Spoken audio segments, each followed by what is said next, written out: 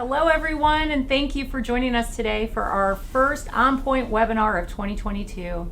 Today we're here with Rick Denon, the Chief Corporate Banking Officer of First Financial Bank and founder and CEO of Oak Street Funding, for a conversation answering your questions, discussing capital and financing options as we go into the year.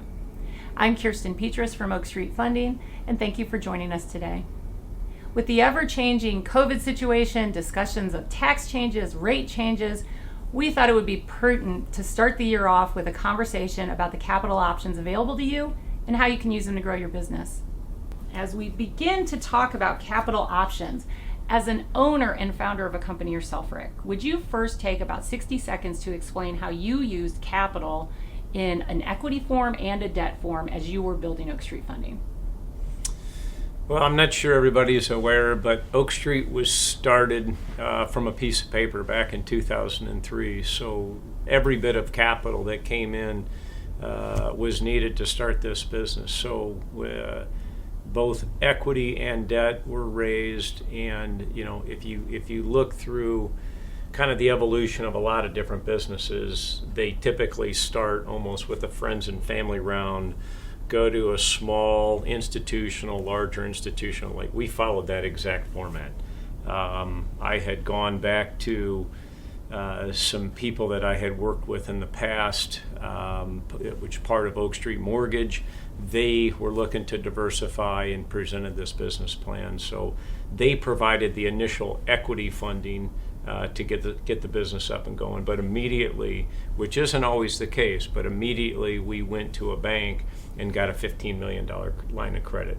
So a lot of times you'll need to raise one or two rounds of equity before you can get debt financing. We did it simultaneous, which allowed us to grow a little bit quicker and leverage quicker. So that's how we started. And then continuing with that evolution, more equity gets added, more debt gets added, as the business grows. With our first question, what is the difference with something that is most familiar to people when it comes to debt? SBA lending for businesses versus non-SBA lending for businesses.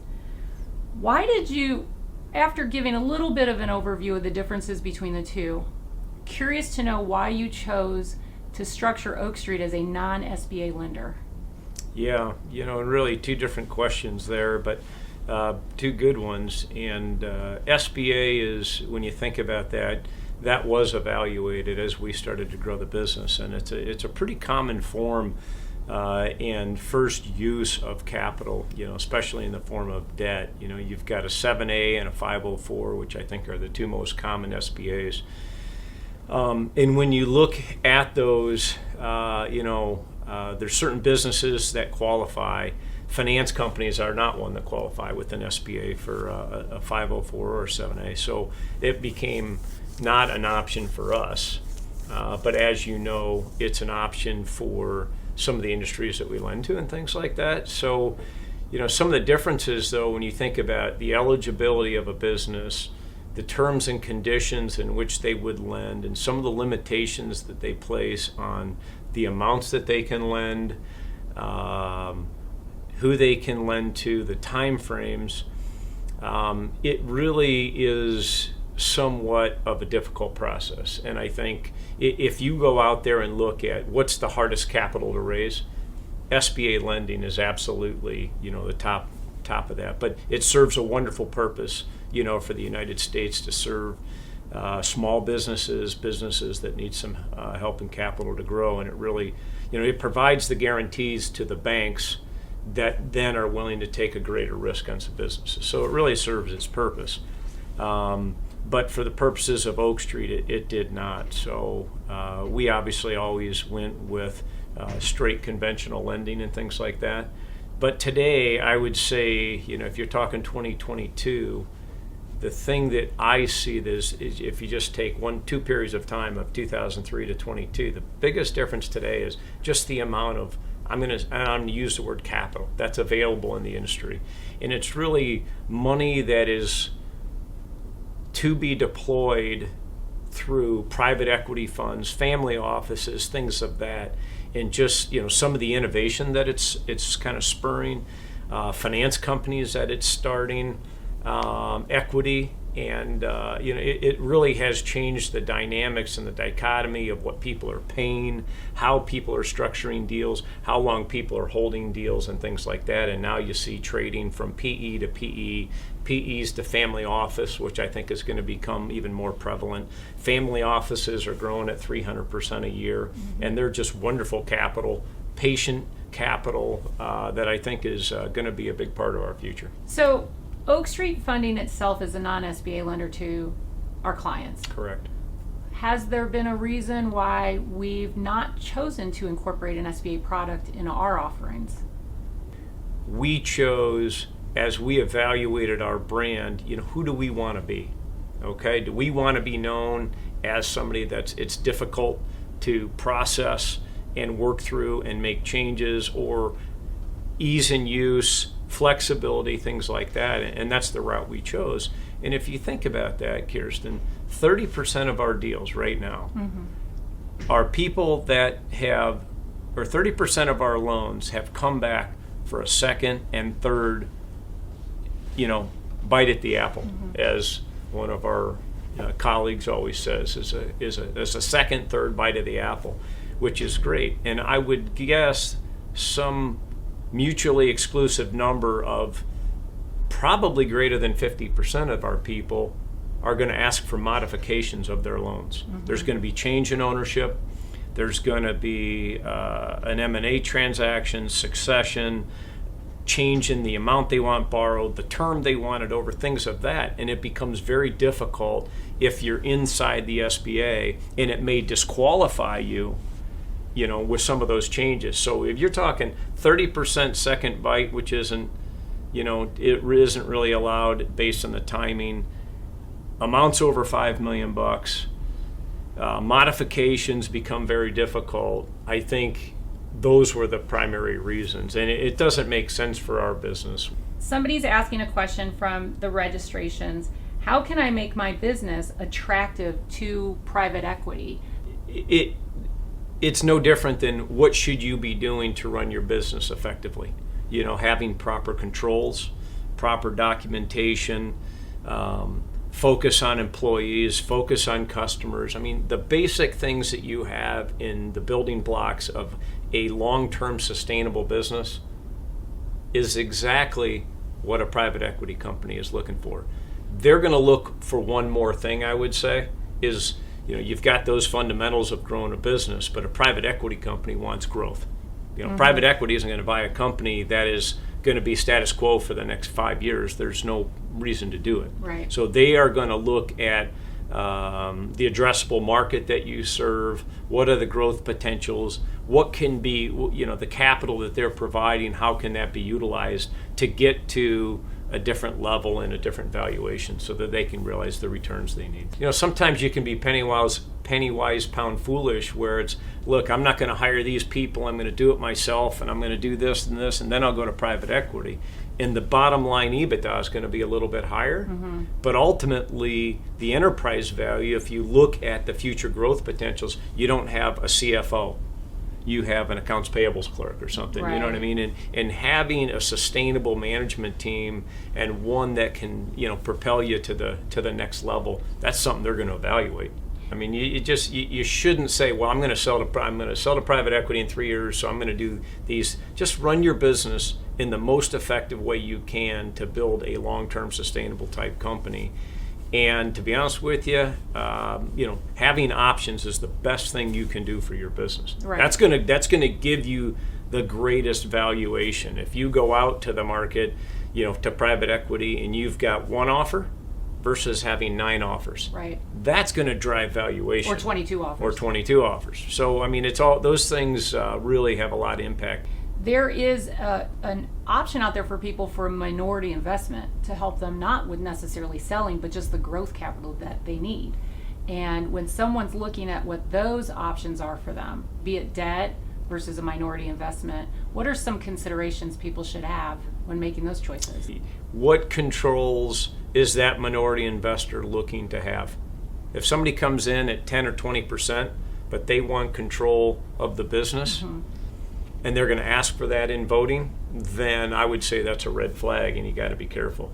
Debt is always cheaper than equity. Mm-hmm. But you can't just continue to leverage up, 10 times your EBITDA to run a business. It's tough.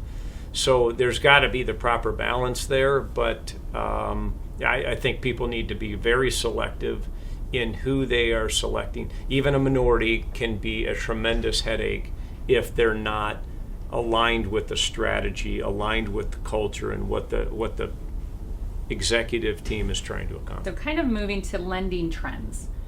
One of the questions asked, and we're hearing about this all over the place, how are lenders probably making decisions around what they're lending in relation to these rapidly accelerating EBITDA multiples in M&A? I think lenders are getting smarter as they've seen time to maybe look a little bit deeper instead of just looking at the numbers. Let's look at the add backs a little bit deeper. Let's look at the pro forma. Let's sit down with the management team and assess their capabilities. Certainly, the character issues which we talk about are just binary. They either exist or they don't. If they don't, I don't care what numbers work. We're not interested in the deal. So it's assessing that management team and their ability to truly execute and their intent to repay that back. Because the one thing is that as soon as you give somebody dollars and the plan that's been laid out, it changes. Right. And that gets to the 30% we talked about of people asking for, additional money on a second acquisition, or 50% of them looking for modifications of their loan. We're entering a rising rate environment. Mm-hmm. First of all, every day is a rising rate environment because we're basically at zero, right? Yeah. But it's actually been announced. We should all expect some increase to interest rates here soon. I just read today 90% expect an increase at the Fed's next meeting, which I think is in early March. Sure. But with that on the horizon, is that going to be what changes some of the free-flowing capital out of some more traditional banking sources, and they start to kind of scale back a little bit? What is this going to do? We know what it'll do to the user of debt. They're going to enter it a little differently. They're going to weigh the cost of capital to themselves. Will it affect the debt that's coming out from the lending institutions? I just think everybody knows and follows interest rates. They know where they're going, and I think as interest rates go up, people may say my buying power decreases, like you think about with a mortgage in a house. When, like you said, interest rates are basically zero today. So if you throw on 25 extra basis points, is that going to kill the deal? Absolutely not. Yeah. So I don't think, that, but, if we get 3, maybe 4 rate increases in 2022, an extra 1%, if they're 25 bips each time, that could have an impact on just some cash flow. But even when we've done sensitivity analysis around here around interest rates and the performance of those loans, it's just not that dramatic to the overall performance. What's more dramatic is, because a lot of times increases in interest rates might be highly correlated to increases in a hard market. Sure. So premiums going up, for example, on the insurance side, or, your equity markets are going up. So it's kind of offset, and it's really not that big of a deal. It gets down to executing on a growth strategy, finding the right people in your business, which is really what's becoming harder today is, human employees capital. And staffing, human capital.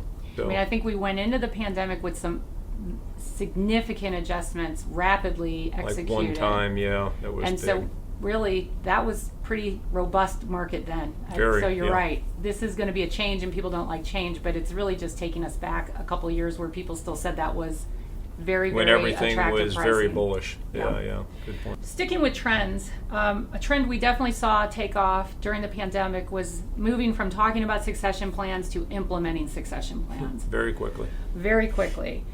Funding internal ownership succession plans. So what are some best practices for financing internal ownership to employees? I would say start early and stage it in there. We've got some really great examples of where you see the staged and continued plans of, you might have people in the 40s, 50s, 60s, and even some of the original legacy founders at 70. And, that view that you can be an owner of this organization and you take ownership and have passion for the business and you can grow those businesses. And those are the people you want to see in the organization and continue to be there and perpetuate the business. So those are the best when it's more of a long-term view. We certainly funded a lot of successions that did occur during the pandemic, and I think those were probably more, I'm going to say, pent-up successions where people were busy running their business, running their lives, things were good, I don't have time to deal with this succession, and then bam, the pandemic hits, and it's like, you know what, let's prioritize this. Yeah. So discuss some short-term working capital programs and requirements that can be utilized to implement growth programs within our borrowers' businesses. Yeah. I think from a working capital perspective, having a line that you could, I think people, and we say this around here all the time, we need to be in the market all the time looking for good people, right? And human capital, as you said, is going to be difficult. But if you've got a line and you could find, 3, 4, 5 people that might be a strain on the cash flow temporarily, but as they, roll in their business, as they start to grow, after spending some marketing dollars, there's just a timing issue there. And so being able to do that, but having those capabilities, to hire people, I would think that would be number one, the people and the marketing side of it, whether that's updating your offices, certainly updating technology and trying to keep up with that. Good luck there. That's very difficult to do. But spending those dollars and investing in the infrastructure really on those growth items, looking for a return on what you're getting out if you think about it that way. How does a lender help a mid-size agency compete in today's M&A environment? I'm going to start with the acquirer needs to have a certain skill set to be able to identify, evaluate, and integrate, right? So you start there with the acquirer. So how can we help them? We worked with one this morning that's working on an acquisition, and it's, we've got to provide a letter of intent. It's like, well, what if you had a term sheet as an exhibit to that, and let's put that right behind you. Capital is very. This is a timing issue. They are competing with 4 or 5 other bids, and if he walks in and he's the only one that's got a term sheet for all the capital that's needed, that lines up with the LOI, I think that's really powerful. It's like walking into a house buying situation saying, we'd like to buy your house and there's no contingencies, we've already got everything lined up. You're a step ahead, probably of the other 4 and the other parties in there. Last question, how should I go about finding acquisitions and how do I beat other offers? The approach I don't like is just putting your card out there and saying, hey, we're looking for acquisitions. Okay? What I think is a better approach is to really understand your capabilities. What are your strengths and weaknesses? Okay? And if you're true to those, figure out if you can acquire. If you can, where do you want to grow your business? Okay? Do you want to complement your weak areas with products and services that you don't have? Do you want to capitalize on your strengths and just make those better and get a greater share of the market? And maybe you can go to the west and you're only in the east now. And then once you identify the players in those spaces and go visit them. The markets that we're in aren't super big. I mean, it's not like it's a mortgage market. So there's a finite amount, call it 40,000 in some of these industries. You can identify pretty quickly exactly who is in that space and then go talk to them. Send them a letter, talk to them, see them at a conference, and just it may not be an approach that is going to result in an acquisition in 3 months, but certainly in a year, 2, 3, as people think about succession and the amount of dollars that need to change hand, I think it's going to be a better acquisition, a higher success, down the road.